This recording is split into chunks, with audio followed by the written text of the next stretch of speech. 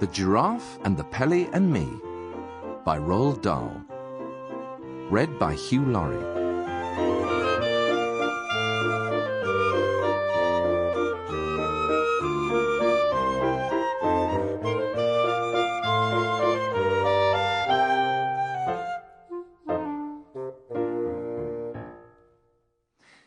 Not far from where I live, there is a queer old empty wooden house standing all by itself on the side of the road.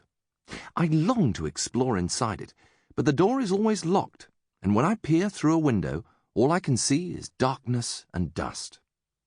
I know the ground floor used once to be a shop, because I can still read the faded lettering across the front, which says, "The Grubber."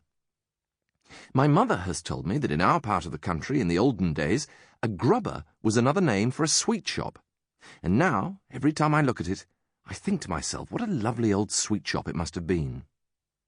On the shop window itself, somebody has painted in white the words "For Sale." S-A-I-L. One morning, I noticed that "For Sale" had been scraped off the shop window, and in its place somebody had painted "Sold." S-O-L-E-D. I stood there, staring at the new writing and wishing like mad that it had been me who'd bought it, because then I would have been able to make it into a grubber all over again. I've always longed and longed to own a sweet shop.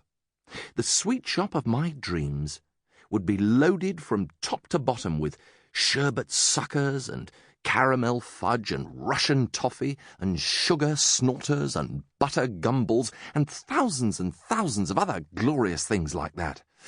Oh boy, what I couldn't have done with that old grubber shop if it had been mine.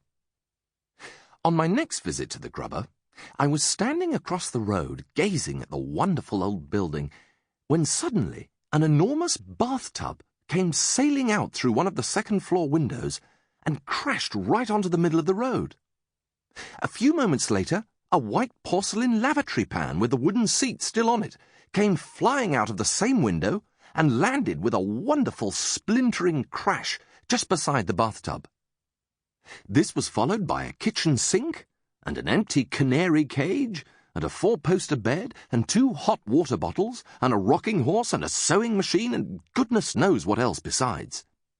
It looked as though some madman was ripping out the whole of the inside of the house, because now pieces of staircase and bits of the banisters and a whole lot of old floorboards came whistling through the windows. Then there was silence.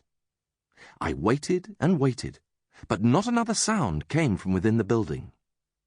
I crossed the road and stood right under the windows and called out, "Is anybody at home?" There was no answer.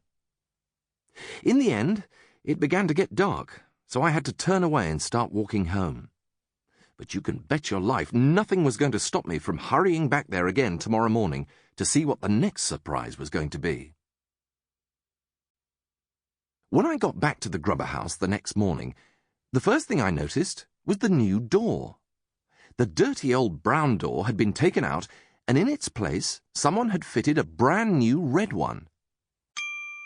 Sample complete. Ready to continue?